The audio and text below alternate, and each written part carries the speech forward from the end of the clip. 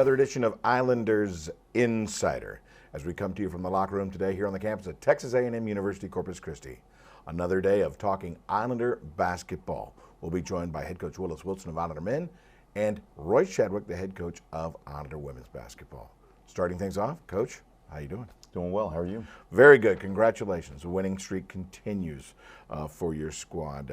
Great successes so far this season, and this past Saturday, fans, they were entertained this past Saturday. There's no doubt about it.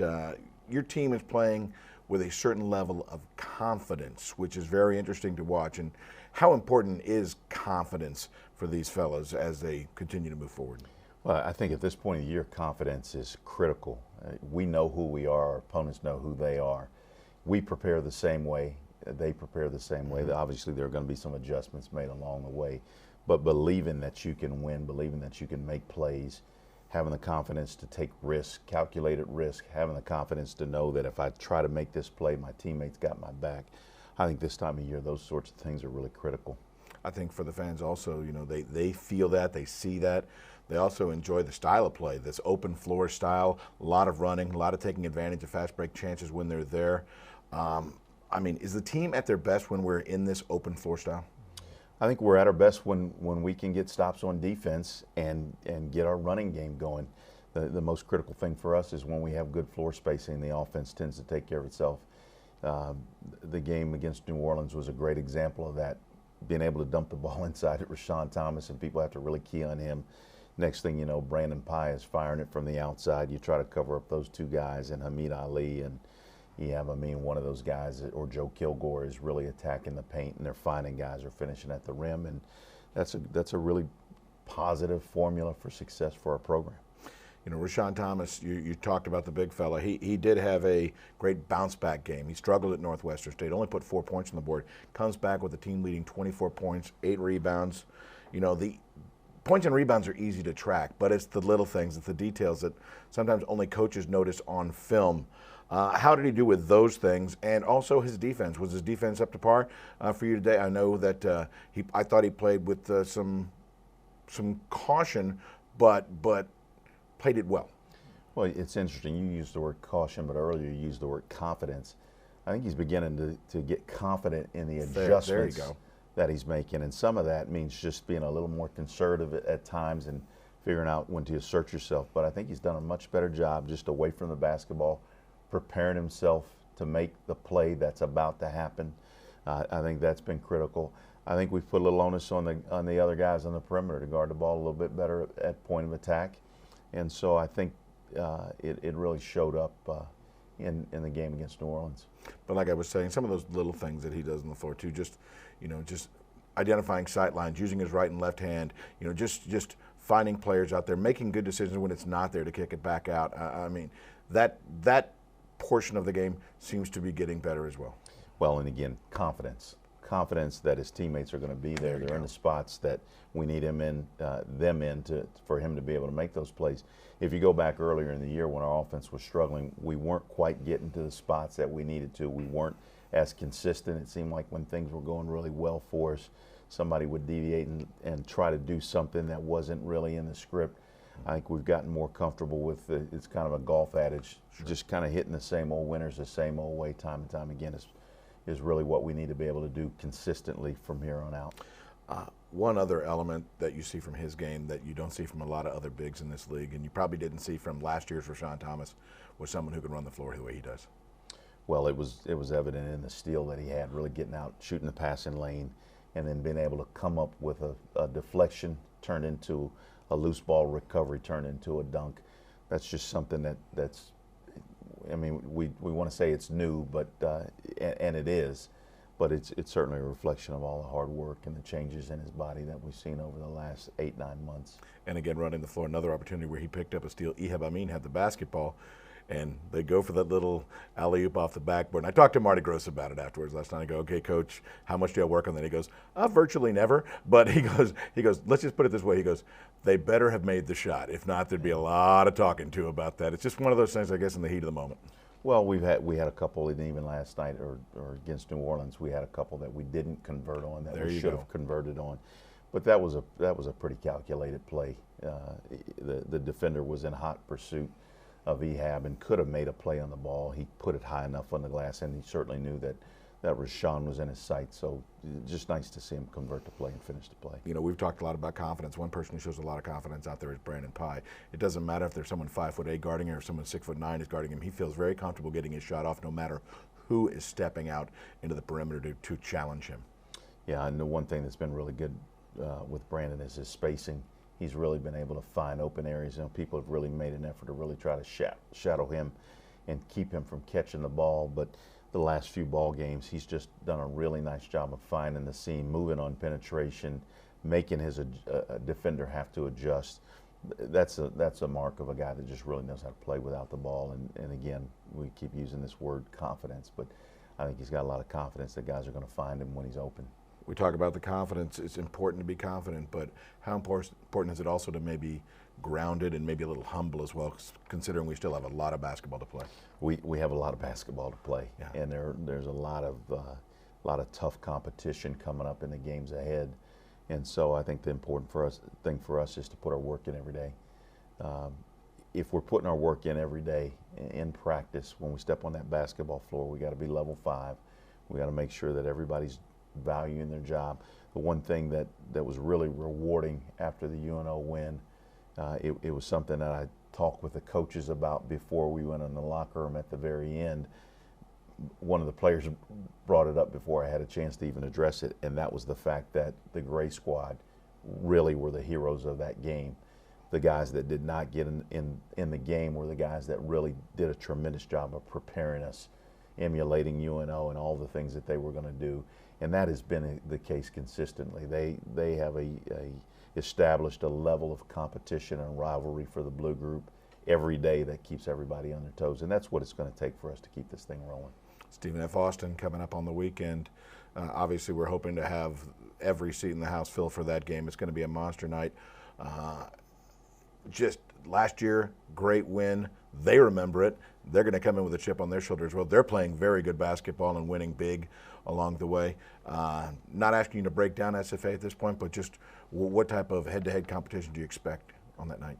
Same old dogfight. Just same old dogfight. Same old dogfight. It just seems like every game is a dogfight in this conference, and when you're playing somebody like Stephen F. Austin, it's going to be a dogfight. The game against Southeast Louisiana, by the time this show airs, I guess that game will have been played already, but there's no question that it's going to be a dogfight as well. So we're not overlooking anybody, no. And we expect to get hit, but we've got to be able to stand our ground and throw the same punches back. And when you're playing SFA, you expect to get hit often. No doubt, no doubt. Coach, I appreciate it. Thank you.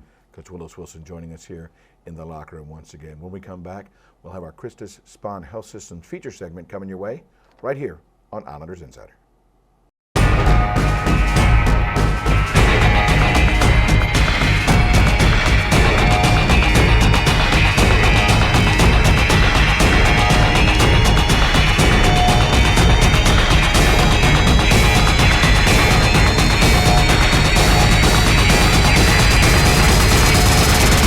Countdown to Katy, March 9th through the 13th at the Merrill Center. Go to Ticketmaster.com or Southland School ticket offices.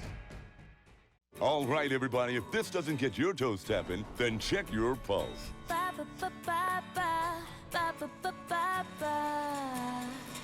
The joy of cola.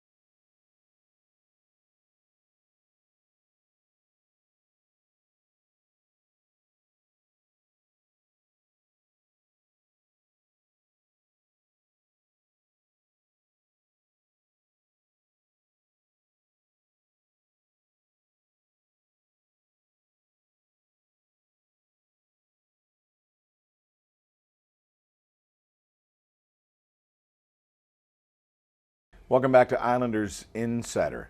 At this time on our Krista Spahn Health Systems feature segment, we focus on Islanders track and field and the start of their spring season.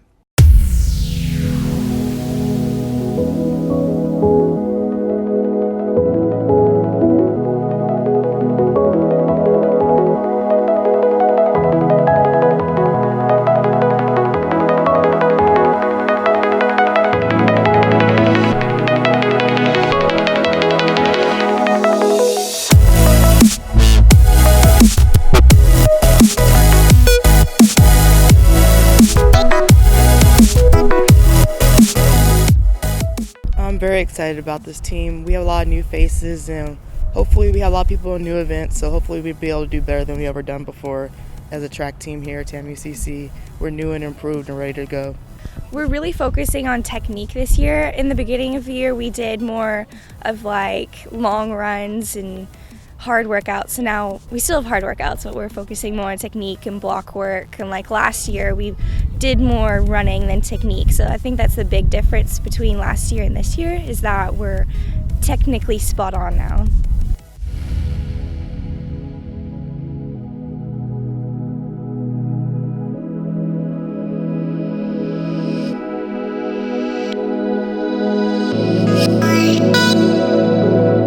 I'm pretty pumped about this season. It's an honor to be a part of a team like this and stuff. Just everything we've been doing in the fall and stuff in preparation for it. It's fun to get underway, and really looking forward to all the meets, everything the season holds after our good start at A&M. I feel like this team can do some pretty great things.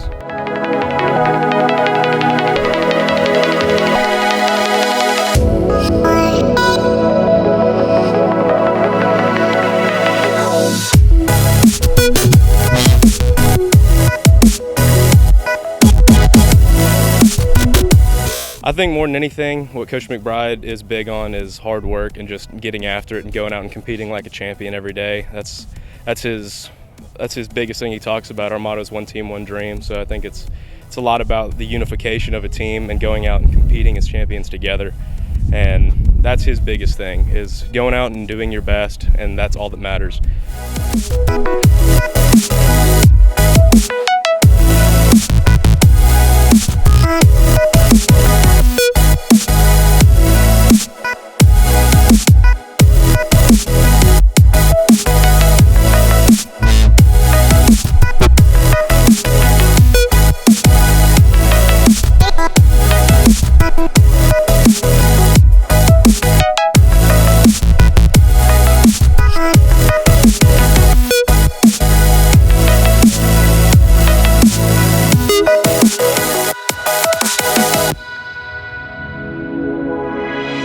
One thing I'm looking forward to is the heptathlon. I'm kind of a freshman in that technically because I didn't do it last year, but hurdles, having 1 year under my belt helps so much. The experience helps with just mentally knowing what to do before the race and how I'm supposed to react to everything and how the environment is. The environment is really important, especially in the heptathlon, I noticed too, because you have so many events that you have to kind of feel it out before you actually compete, so you're 100% there. Well, it's definitely a lot less nerve-wracking as a sophomore than it was as a freshman.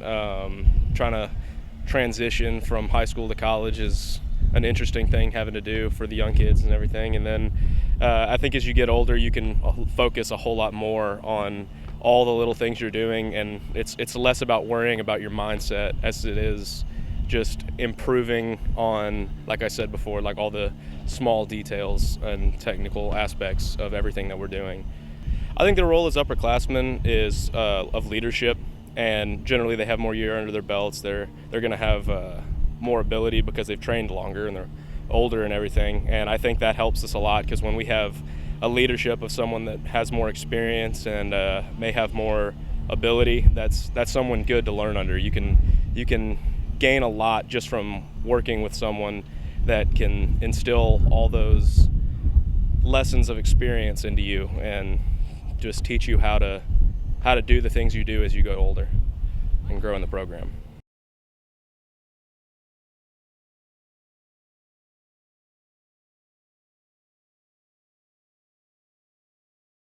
Lung cancer is the leading cancer killer in both men and women. Because most cases are diagnosed in the most advanced stage, early detection is the key to survival. Are you between the age of 55 and 74? Have a smoking history of at least 30 pack years? Radiology and Imaging of South Texas and Christus Spohn Cancer Center have joined together to offer affordable lung cancer screenings. Call 1-855-557-7646 to schedule, because what you can't see can kill you. Hey you, couch potato. What are you doing at home? This is where the action is. These seats are great. I can even yell at the coach from here. Hey, coach! Hey, Coach, these are great seats. I know, and it's a great game, too. I wish I could sit here. Hey, who's coaching the team? Islanders basketball season tickets are on sale now. Call 825-BALL or visit GoIslanders.com to order yours today.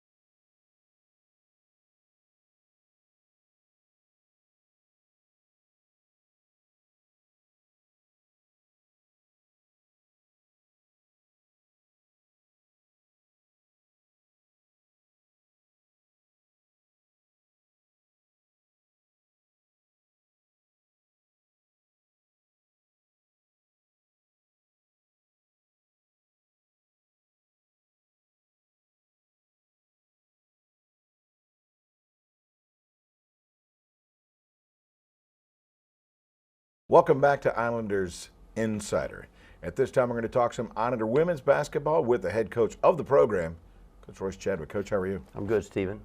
Well, first off, congratulations. Back-to-back wins, your first two Southland Conference wins, 73-59, most recent win over the University of New Orleans. You got to be pretty pleased with the way the team is kind of, the way they're settling in a bit. Well, it took us a long time to get settled. Our seniors are doing a really good job now of stepping up and being leaders. We've tweaked some things on the offensive end and tried to give them simple reads and put them in situations that we thought would accentuate their talents. And then on the defensive end, we are trying to take away all the thinking and just let them react. And I thought they were doing a really good job on both ends of the floor of buying in. And you know, we had the overtime game, and then we had the nail biter, and then this last game was our most complete game that we played this year. It was a very good game. There is no doubt. And I tell you one thing, defense continues to be the key for your team. Defense creates offense. You got players like Shola Adebayo, who's having big offensive performances now, but everything ultimately keys off of her contributions defensively. Well, Shola's been a huge reason for our resurgence. I think she's taken on a leadership role. She is doing things on the defensive end that set us up offensively. Cassie Jones did some stuff on the defensive end. She put on a show for about 4 minutes of the Cassie Jones steal it and lay it up show. And we're turning some of those defensive opportunities into offensive points. And it's given us a shot in the arm because we're not having to grind it out and having to make 15 passes to get a basket. So, you know, it's been fun to see the confidence come back into our players and see them play the way they're capable of playing. Well, something is going right, whether it's the staying consistent with the starting five, whatever's happening, the folks coming off the bench. The interesting thing about it is 10 players scored on Saturday night. You had a lot of activity. Everybody got involved. And how important is that for you? I mean, you can always just feed the hot hand. We've done that probably in the past if Bombaloo is knocking down trades. But if you get everybody involved in their scoring, that has got to give the team a lift. Well, it makes for a great locker room because everyone feels like they made a contribution. And when everybody feels like they are contributing, then everybody is on a high note in the locker room. And the number one thing you have to have in women's basketball is confidence. And if you feel like you played well, then you feel better about yourself or better about your game. It's like hitting your first shot. Once you hit that first one, the second one's like, I know that next one's going in. So our players are getting a shot of confidence right now, and it's running 1 through 10 in our locker room. Coach Wilson and I had the long conversation in our earlier interview about confidence. Confidence was kind of the theme of that interview, and you're right. You're seeing that now with this team, and confidence looking for their shots, confidence making plays. It's impressive. Now, 10 games left in the Southland. What do you need to ultimately make that run to get to Katy? Well, we need and to have win. an impact in Katy. We got to get there. You know, I mean, you have to. We dug ourselves a huge hole, but in our league, there's so much parity that you got to get on a roll. You got to win basketball games. And I'm not, you know, I know if you win out, you certainly will be in great shape. But I'm not necessarily saying that. You have to be ready to play every single night, and then you have to be healthy once you get there. And we played good basketball. I don't think it's enough to close the book and say, okay, well, we've arrived. We have a long way to go, but we need to win the next one. You know, you have to fight through the next one, and the way you win the next one is you win some quarters, and the way you win some quarters is you win some possessions. So we have to go into the next game with, let's win a possession. And then we'll try to win another possession and back it up. And if we didn't win that possession, we'll win the next possession. So we just got to keep building. And I think we've been through an awful lot of adversity. I think this team could have very easily raised a white flag and said, you know, it's not happening. And they fought and they fought. And I've told them before, you know, once you bounce up, you know, basketball is like a graph. If you're way down here, when you bounce, you're going way up there. So we're on the bounce up. We just got to keep it going. But kudos to the fans. They never left us when we were playing atrociously. They never left. They were always there. And our band, what a difference our band makes in the game. And atmosphere is live thanks to the fans and the band. And we're trying to be worthy of those people. 3 of the 5 wins that you had this season, you were out-rebounded. Is rebounding ultimately like a number one priority in practices right now? If we get better there, are we just going to obviously be more successful? 100%. We got to get better at rebounding. Turnovers have killed us.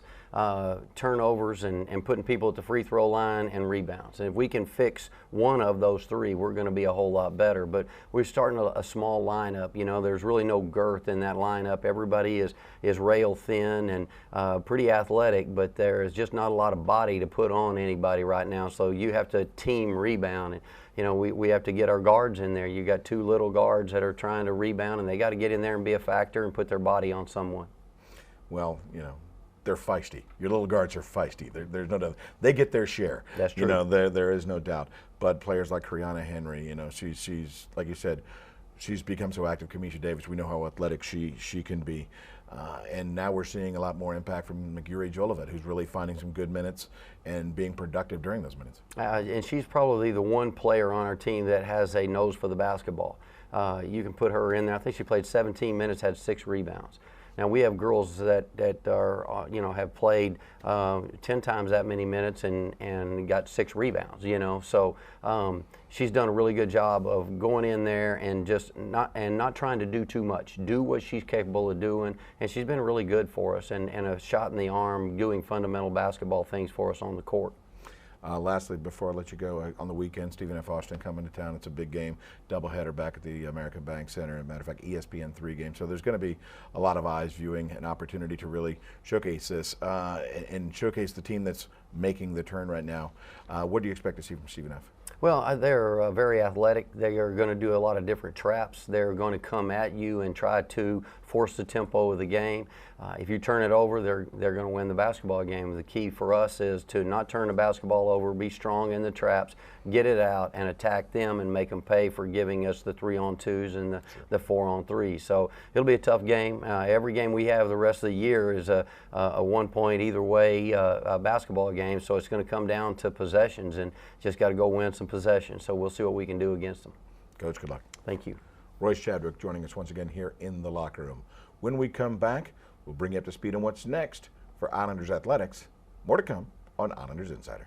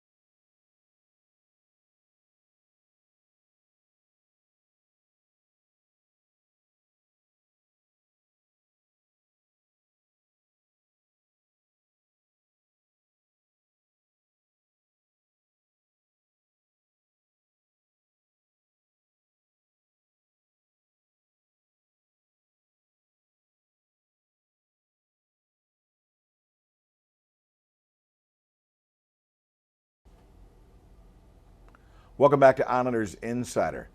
Let's check in on what's next for Islanders Athletics. On Saturday, January 30th, women's basketball will take the court at the American Bank Center as they take on Stephen F. Austin. That start time, 11:30 in the morning. Islander men's basketball will follow at 2 o'clock that day, also facing Stephen F. Austin. On Tuesday, February 2nd, men's basketball will head on the road to the University of the Incarnate Word. That's a 7 o'clock start time. And Tuesday, men's tennis will travel as well to Austin to take on St. Edward's. Start time, 1 p.m. On Wednesday the 3rd, Islander women's basketball will host Houston Baptist at the Dugan Wellness Center. Start time, 7 p.m. And on Thursday, February 4th, men's tennis continues up the state of Texas as they travel to Dallas to take on SMU. That start time to be determined. For more information on Islanders athletics, you can always check in at the official website, www.goislanders.com. Once again, we want to thank Willis Wilson, head coach of Islander men's basketball, and Royce Chadwick, head coach of Islander women's basketball, for joining us in the locker room. And most importantly, we thank you for tuning in. For everyone here from Islander Athletics and the Islander broadcast crew, you've been watching Islanders Insider. Good day. On behalf of all student athletes, thank you to the members of the Islander Athletic Fund for allowing us to earn a great education at the Island University. Thank you for giving us the opportunity to play the sports that we love. Thank you for preparing us to achieve excellence in the classroom, in competition, and in our community. Thank you for providing us with a first-class campus experience. Thank you for the chance to represent Corpus Christi with pride. Thank you for making us Islanders for life. Thank you for making us Islanders for life. Thank you for making us Islanders for life. I'm Christy Felice, and I am the Director of Brand Engagement for the Houston Astros.